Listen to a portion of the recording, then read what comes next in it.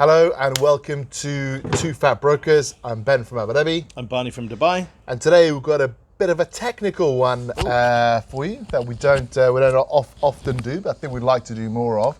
So today we're going to be talking about Cialdini's 6 methods of persuasion, how salesmen persuade people to buy things. So if you're a salesman, it might be useful to you. If you're someone who is not a salesman, then maybe these are things you want to look out for when you're in a sales transaction with someone.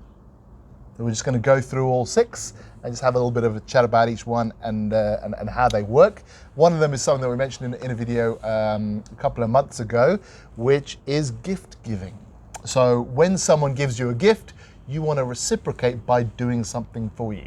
So case in point, I don't know if you guys have ever been to places like Thailand or India or anywhere like that. If you go into one of the emporiums where they sell a lot of the tourist goodies, you will come in and they will usually, in Thailand specifically, they'll lay a wreath over your head, so a garland of flowers.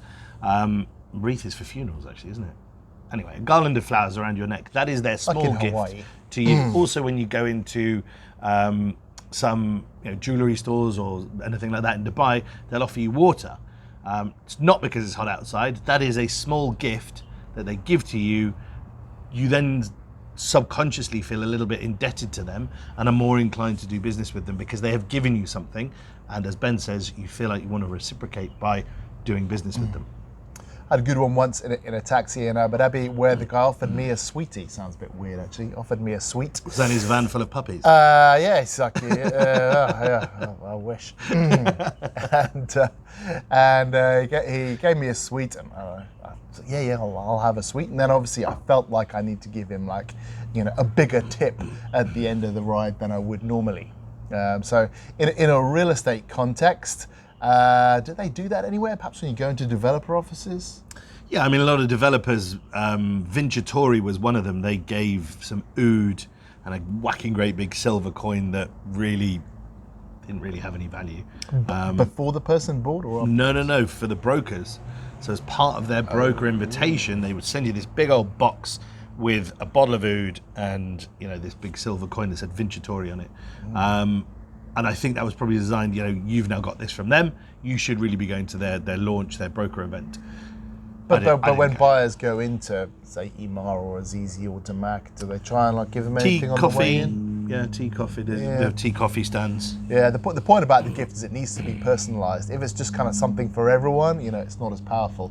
They did an experiment with, I think it was waitering, whereby at the end of the meal, if the waiter gave you like a mint or whatever, they got 3% more tips. But if the waiter gave you a mint, went away, and then came back and said, because you guys have been so lovely, there's an extra mint, you got an extra 10% in the tip that they were given. So the gift needs to be personalised. So if some dodgy broker's trying to give you a gift, be careful, because from his van full of puppies. If it's a puppy, that would be amazing. Once you take the puppy, you have to buy something. It's just human nature. So there you go. Keep an eye out. Yeah. So the next one is experts. People are more inclined to trust or do business with somebody who has been introduced to them as an expert in that field. So as the owner of real estate brokerages, we encourage our staff to be experts in specific areas so that when they present themselves to their clients, I have been doing business here. I've been doing business in Emirates Hills for over a decade. So therefore people will look at me as an expert and understand the information I'm giving them. But there is a but to that. You can't introduce yourself as an expert. Someone else must introduce you as an expert. True. So Ben introduced me as an expert. So what will normally happen if you're calling up a real estate company, the person on the end of the phone will say, "I'll put you through to our Palm Jumeirah expert, Bob." And once they've said that, even if the buyer you should really predict that, they would say they were an expert. That actually, in human psychology, it's actually quite powerful that someone else says you're an expert. For example, this is also a classic thing amongst influencers. So if the Kardashians are selling some beauty product or something, you see the Kardashians as experts, in beauty because they've been introduced to them or whatever it might be. And so you're more likely to buy from the Kardashians because you think, they are an expert. So, even though they probably know not zero about, they know a lot about makeup. Take a lot of makeup on. I think you've probably hit the nail on the head as an analogy or as an example. They're actually probably very good. They probably know a lot about makeup. Yeah. But the point being, somebody needs to be referred to you and has introduced you as an expert. Yeah. And what you sometimes see is brokers have their own, I'm the Jamaica Village Triangle expert or whatever it is in their bio. Yeah. And that's an attempt to persuade you to trust them. And when you trust someone, you're more likely to take their advice and you're more likely to buy from them. True. The next one is popularity. What is popularity? Humans love things that are popular. We love to buy things that are popular. Example. Fashion, yeah, and influencers use this as well, but it's a psychological shortcut. Humans don't have the time to do the research all the time, and most of the time we're not equipped to do the research. So we just see what everyone else is buying. Everyone else seems to be buying this. It must be good, therefore we should buy it as well. We're just assuming that those people have done the research and they know what they're talking about, and talk about this as a good book. I think it's called The Madness of Crowds. Is when everyone's buying something, everyone else goes, well, if everyone's buying it, it must be great, and they start buying it, and it sort of kind of snowballs out of control. Like a queue. People are inclined to join a queue because it must lead to something important at the end of it. Otherwise, people wouldn't be queuing. Possibly. It's a fact. People just join queues for no reason? No, a queue indicates that there's something at the end of it that's worth queuing for. Well, actually, if we hark back to our youths, I don't think anybody just joined a queue because there was a queue. Well, a queue signals something's popular or closed. That's what I just said. So, for example, people don't queue outside closed things. Well, remember, we used to go to nightclubs back in the day, discotheques as we call them now, and there would be a queue outside, and the bouncers would keep there being a queue so that it looked popular. Otherwise, these clubs are absolutely bloody enormous. They could just let everyone in, but they don't. They just make them queue up nice, and orderly, so that the place looks popular. True. So there you go. Yeah.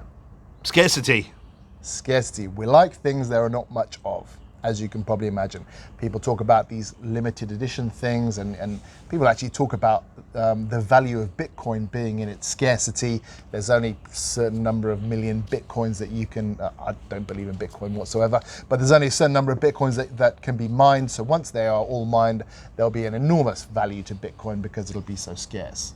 But Bitcoin aside, if you're only launching, and developers do this, well, they always launch in phases, right? They'll never very rarely launch the whole thing in one go.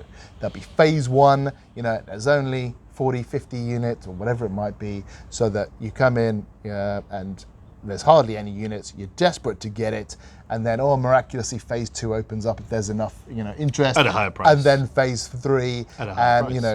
And it goes like that. But they want to get in there with only 30 units, only 40 units, whatever it might be, so that we're like kind of, oh my goodness, I've got to get one of those because they're so scarce. Yeah. So that's another interesting psychological trick that developers can use. Also, diamonds are quite an interesting analogy for this. Girl's best friend, are you? Diamonds are forever. Are considered to be scarce. It's actually a lot of diamonds, and if all of the diamonds were, people must lose them all the time. Imagine how many diamond rings there've been. But diamonds, if you look at the numbers, Graph and the other well-established diamond miners and what are they called when you prepare it? Anyway, there's a lot more diamonds that they have in their stock, but they only release them into the market slowly because then that keeps up the value. Because there's less. Correct. Right. Next one is a small step. So people are more likely to make a larger purchase if they've made a small step. Something that we like to do as real estate agents, and it's actually a good practice, but is to get a buyer to make a written offer.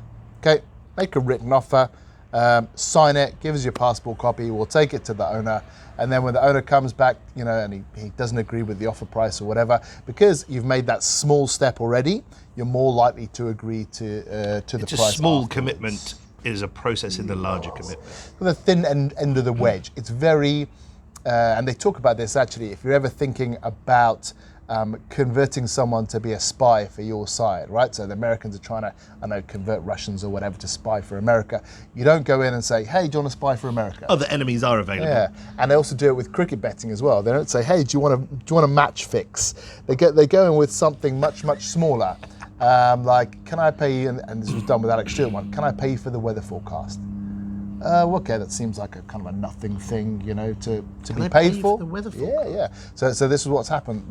In the early days, they used to pay cricketers for the weather forecast because they didn't really want the weather forecast, but they wanted that process to begin where they were paying for things from the cricketers, and they kind of got sucked more and more deeply into it, but through this thin end of the wedge idea, where you're when you start asking for bigger and bigger and bigger things, and you agree to something you have never agreed to in the beginning because you've taken all these small steps. So that's how you corrupt people. So it's the same premise as getting someone to say yes 3 times.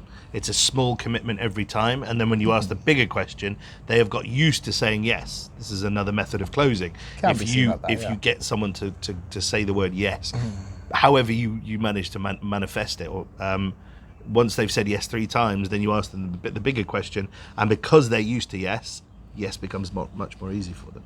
It's the same premise, small steps. Yes, you could definitely say that. So just bear that in mind. If you're a broker, that's a good way to do it. If you're someone who's buying, be aware that this is something that don't say yes to people. Will mean you're slightly more persuadable. And the last one is rapport. So in the way that we also are more likely to work with experts and agree with them and be persuaded by them, we also like to do that with people who we are in rapport with. Yes. And what does being in rapport with mean for you, Barn?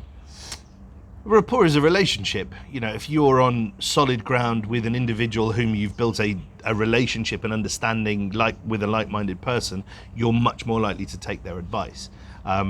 More specifically, if you are like-minded. So if you have other common interests, other things that you all agree on, you're more likely to then listen to what this other person has to say and go, actually, that's a fairly good point. Ben and I have 0 rapport. It's why we argue so much. We don't.